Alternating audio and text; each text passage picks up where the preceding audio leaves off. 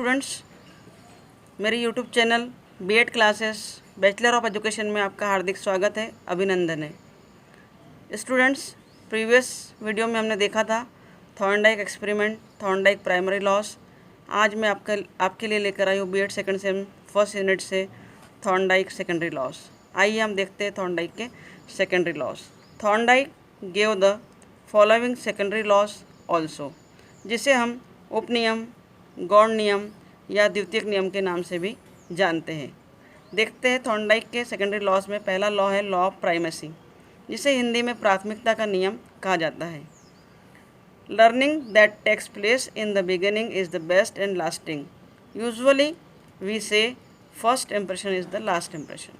Thorndike महोदय कहना चाहते हैं कि जो स्टार्टिंग फेज़ में या प्रारंभिक अवस्था में बालक सीख लेता है, चाहे हम शिशु अवस्था की बात करें, चाहे बाल्यावस्था की बात करें, तो जो सीखना होता है वो बहुत परिपक्व होता है, मजबूत होता है, स्ट्रॉन्ग होता है। प्राथमिकता का नियम उस पर ही लागू होता है। Hence the people should make the right start and be most serious even from the first day. आप देख सकते हैं कि लोग हमारे फर्स्ट डे, हमारे जॉब का फर्स्ट डे हो, हमारी नौकरी का फर्स्ट डे हो, या किसी भी काम को करने का जब फर्स्ट डे होता है तो उसके लिए बहुत सीरियस होता है, बहुत गंभीरता और बहुत धैर्य के साथ, पेशेंस के साथ उस कार्य को करने का प्रयास करता है। इस कारण वो जो लर्निंग होती है वो स्ट्रॉन्ग हो जाती है। The learning on the first day is most useful and strong. The teacher also should be most serious on the first day of teaching. आप देख सकते हैं कि आपका कक्षा में फर्स्ट डे है तो आप भी बहुत ज़्यादा सीरियस होते हो, बहुत गंभीरता से चीज़ों को ग्रहण करने का प्रयास करते हो। वहीं पर आपका शिक्षक भी आपको अधिगम कराने के लिए बहुत से प्रयास भी करता है। इसलिए थॉर्नडाइक महोदय कहते हैं कि सेकेंडरी लॉस का पहला लॉ जो है लॉ ऑफ प्राइमेसी है। प्राइमेसी अगर आप देते हो वर्क को तो वो लास्टिंग होती है, अच्छी होती है और लर्निंग मजबूत होती है। हम देख सकते हैं दोस्तों law of recency, second law है सेकेंडरी लॉ में, लॉ ऑफ रिसेंसी। हाल ही में जो अभी आपने सीखा है, रिसेंसी का मतलब है अभी हाल ही में, just recent acts are lasting. We remember those things better which are recent. हम ध्यान रखते हैं उन चीज़ों को जो हमने अभी हाल ही में तुरंत निपटाई है, तुरंत की है।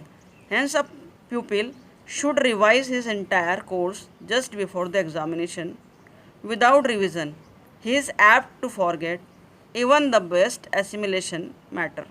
आप देख सकते हैं कि विद्यार्थी एग्ज़ाम से, परीक्षा से पूर्व जो रिवीजन करता है, जो अध्ययन करता है, जो रिसेंट में उसने पढ़ा है और 1 घंटा पहले, आधा घंटा पहले या 15 मिनट पहले जो उसने पढ़ा है, और जब एग्ज़ाम हॉल में पेपर देने जाता है तो बहुत अच्छे से अपनी स्मरण शक्ति के आधार पर उस पढ़ी हुई चीज़ को रिसेंटली जो पढ़ा है लिख कर आता है और अच्छे मार्क्स गेन करता है।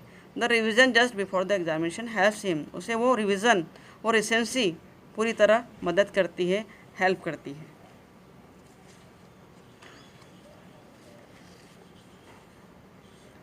थर्ड लॉ में देख सकते हैं law of multiple responses varied, जिसे हम बहुविध अनुक्रिया का नियम भी कहते हैं। देख सकते हैं दोस्तों कि इसे हिंदी में प्रतिक्रिया का नियम या प्रिंसिपल ऑफ मल्टीपल रिस्पॉन्सेस भी कहते हैं। देखते हैं हम कि एक विद्यार्थी जब उसके सामने कोई नई कंडीशन, नई सिचुएशन आती है तो वो बहुत सारे प्रयास करता है नई सिचुएशन में अधिगम करने के लिए, सीखने के लिए। अंत में respond in a variety of ways और arrive at the correct one. बहुत सारे प्रयासों के बीच, कोशिशों के बीच लास्ट में किसी एक स्ट्रेटजी को फॉलो करता है और अपने लक्ष्य को, अपने गोल को प्राप्त कर लेता है। फॉर एग्ज़ाम्पल आप देख सकते हैं, आप कोई एग्ज़ाम क्रैक करना चाहते हो, चाहे सीटेट हो, चाहे नेट हो, चाहे संविदा हो, उस एग्ज़ाम को क्रैक करने के लिए आप बहुत सारी प्रतिक्रियाएँ अपनाते हैं। अर्थात आप बहुत सारी किताबें पढ़ते हैं, बहुत सारे रास्ते चुनते हैं, कोचिंग क्लास भी ज्वाइन करते हैं, किसी और टीचर का मार्गदर्शन भी लेते हैं, अंत में एक स्ट्रेटजी को फॉलो करते हैं, उस एग्ज़ाम को क्रैक कर लेते हैं। तो बहुत सारे प्रयासों के बाद अंत में एक सही अनुक्रिया को चुनकर रिस्पांस को प्राप्त करना भी बहुविध अनुक्रिया का नियम के अंतर्गत आ जाता है, या लॉ ऑफ मल्टीपल रिस्पॉन्सेस के अंतर्गत आ जाता है। देख सकते हैं कि बिल्ली ने भी बहुत सारे प्रयास किए थे भोजन को प्राप्त करने के लिए और अंत में प्राप्त कर लिया था। फोर्थ लॉ में हम देख रहे हैं law of attitude, law of mental set, मनोवृत्ति का नियम। मनोवृत्ति का नियम देख रहे हैं, जिसे थॉर्नडाइक महोदय कहते हैं कि performance is better if the attitude is healthy towards the task. अर्थात अगर किसी कार्य की लर्निंग करना चाहते हैं, किसी कार्य को आप सीखना चाहते हैं, चाहे वो बात हो साइकिल सीखने की, बाइक सीखने की, typing, computer, any skill like music, singing, dancing etcetera. तो अगर उस अधिगम को करने के लिए, लर्निंग के लिए आपका माइंड, आपका मेंटल सेट या आपका एटीट्यूड पॉजिटिव है तो आपकी लर्निंग पॉजिटिव होगी, लॉन्ग लास्टिंग होगी, स्ट्रॉन्ग होगी। वहीं पर अगर अधिगम के लिए आपका माइंड रेडी नहीं है, तैयार नहीं है, आपका एटीट्यूड सकारात्मक नहीं है, नेगेटिव है, तो लर्निंग नहीं होगी, आप भूल जाएंगे या वो जो लर्निंग होगी बहुत वीक होगी, कुछ समय के लिए होगी। इसलिए इसे मनोवृत्ति का नियम कहते हैं। हिंदी में अगर समझने का प्रयास करें तो मनोवृत्ति अर्थात मन या दिमाग की बात कर सकते हैं, और वृत्ति अर्थात नज़रिया। तो आपका मन का नज़रिया कैसा है उस चीज़ को सीखने के लिए, उस पर ये लॉ डिपेंड करता है, लॉ ऑफ एटीट्यूड। अब हम बात करते हैं लॉ ऑफ एनालॉजी की। लॉ ऑफ एनालॉजी जिसे हम हिंदी में सादृश्यता का नियम भी कहते हैं। Respond to a new situation on the basis of responses made by him in the past. अर्थात सादृश्यता के नियम में नई सिचुएशन में या नए ज्ञान को विद्यार्थी पूर्व ज्ञान से संबंध स्थापित करने का प्रयास करता है।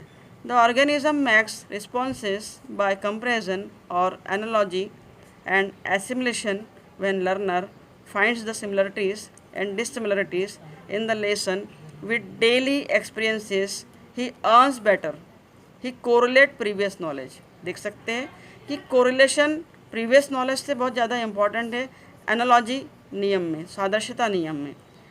और समझने का प्रयास करते हैं कि इस नियम का अभिप्राय यह है कि हम जो भी नया ज्ञान प्राप्त करते हैं उसका आत्मीकरण कर लेते हैं, उसे स्वीकार कर लेते हैं, उसे आत्मसात कर लेते हैं। दूसरे शब्दों में हम नवीन ज्ञान को अपने पूर्व ज्ञान का स्थायी अंग बना लेते हैं। यही कारण है कि जब शिक्षक बालक को कोई नई बात सिखाता है तब उसका पहली सीखी हुई बात से संबंध स्थापित कर देता है।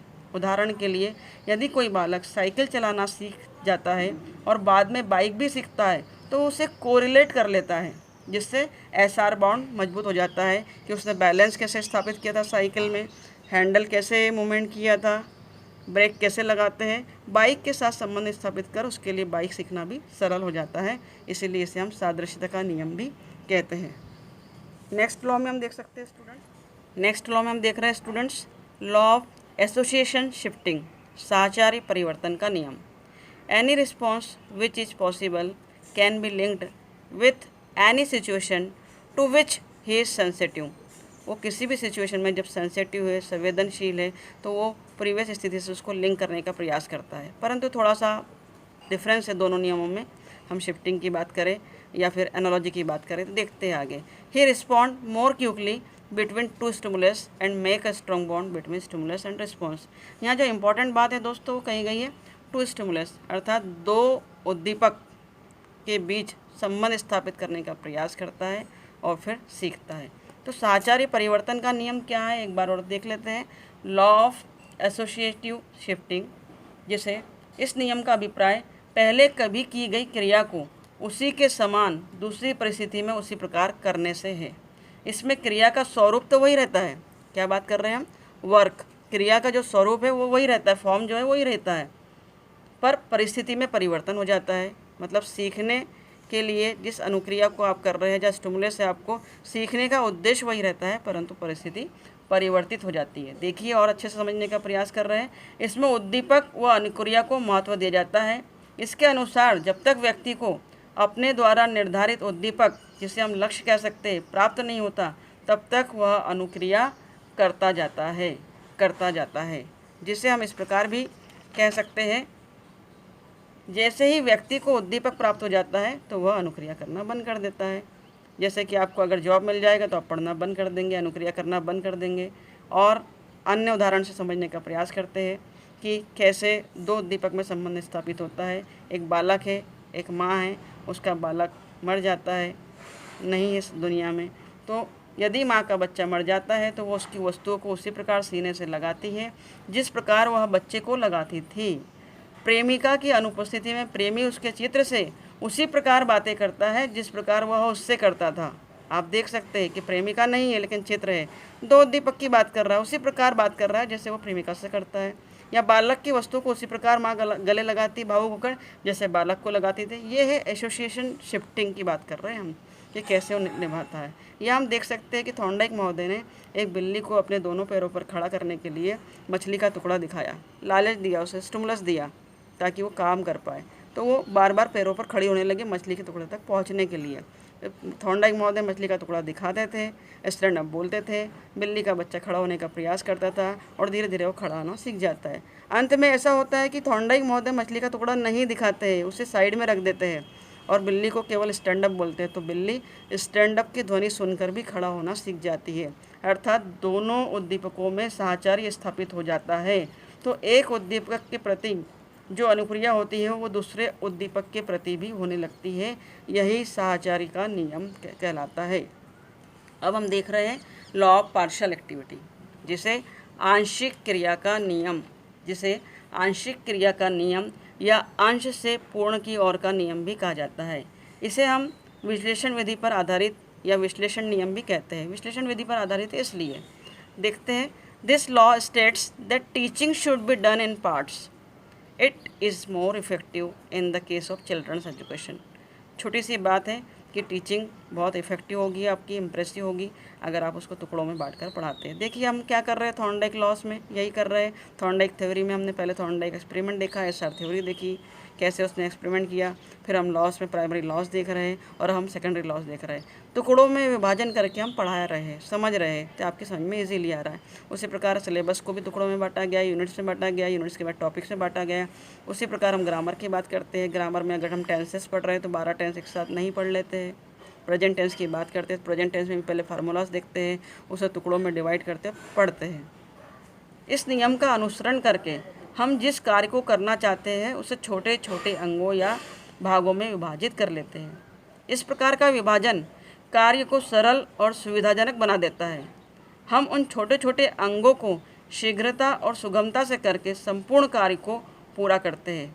इसलिए इसे अंश से पूर्ण की ओर का नियम भी कहते हैं। शैक्षिक अनुसंधान में या शैक्षिक जगत में इन नियमों का क्या औचित्य है, क्या महत्व है, या इनको कैसे लागू किया जा सकता है, इम्प्लीकेशंस क्या है। एग्जाम में पूछता है दोस्तों, educational implications of the trial and error theory. तब आपको ये पॉइंट्स को कवर करना है, लिखना है।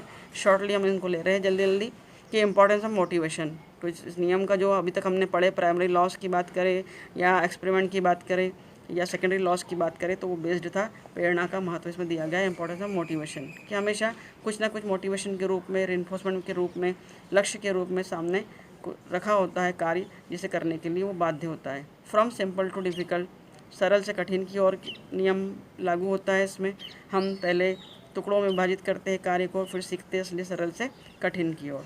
डेवलपमेंट ऑफ स्किल की बात करते हैं तो कौशलों का विकास इसके अंतर्गत हो जाता है। हम स्किल्स की बात कर रहे हैं, कौशल की बात कर रहे हैं। जो कौशल विभिन्न प्रकार के होते हैं, पुनर्बलन कौशल होता है, ब्लैक बोर्ड कौशल होता है, श्यामपट्ट कौशल होता है, या भाषा में कौशलों की बात करें तो लिखना, पढ़ना, सुनना, बोलना, ये कौशल होते हैं। परंतु थ्योरी में हम बात कर रहे हैं कि हमारे जितने भी प्रकार की स्किल्स होती है उसका विकास हो जाता है। फिर हम बात कर रहे हैं इम्प्लीकेशंस में लर्निंग बाय डूइंग, कि बच्चा या विद्यार्थी इसमें जो अधिगम करता है, जो सीखता है, वो स्वयं काम करके सीखता है, इसलिए इसे लर्निंग बाय डूइंग भी कहा जाता है। Useful in learning by insight. Insight theory देखी होंगी आपने, कॉलर की थ्योरी। कॉलर ने चिंपैंजी पर प्रयोग किया था, चिंपैंजी ने स्वयं अपना दिमाग लगाया और केले को प्राप्त कर लिया। सूझबूझ के नियम पर आधारित है ट्रायल एंड एरर थ्योरी, क्योंकि बालक इसमें स्वयं अपना दिमाग लगाता है, कैसे उसे वस्तु तक पहुंचना है, स्टिमुलस तक पहुंचना है और उसको प्राप्त करना है। लर्निंग बाय एक्सपीरियंसेस, अभ्यास द्वारा सीखना, प्रैक्टिस द्वारा सीखना, अपने पूर्व ज्ञान से सीखना, उस पर आधारित है। गोल सेंटर्ड है। हमारा जो ट्रायल एंड एरर थ्योरी या लॉस है वो हमारे लक्ष्य केंद्रित है, कि हमारे सामने जब तक स्टिमुलस नहीं होगा तब तक हम रिस्पॉन्ड नहीं करते, अनुक्रिया नहीं करते, इसलिए इसको लक्ष्य केंद्रित या गोल सेंटर्ड भी कहा गया है। अंतिम इम्प्लीकेशन में हम देख रहे हैं डेवलपमेंट ऑफ गुड हैबिट। इससे बालक का जो विकास होता है, अच्छी आदतों का विकास होता है। धीरे धीरे वो अंशों में, टुकड़ों में विभाजित करके या बहुत सारी प्रतिक्रियाओं के द्वारा मोटिवेशन प्राप्त करके सरल से कठिन की ओर अपने इस कौशल का विकास करता है और अच्छी आदतों का विकास करता है। ये थे दोस्तों सेकेंडरी लॉस ऑफ थॉर्नडाइक। अगर मेरा वीडियो अच्छा लगा हो आपको तो लाइक करें, कमेंट करें, शेयर करें और हाँ, सब्सक्राइब ज़रूर करें। Thank you very much.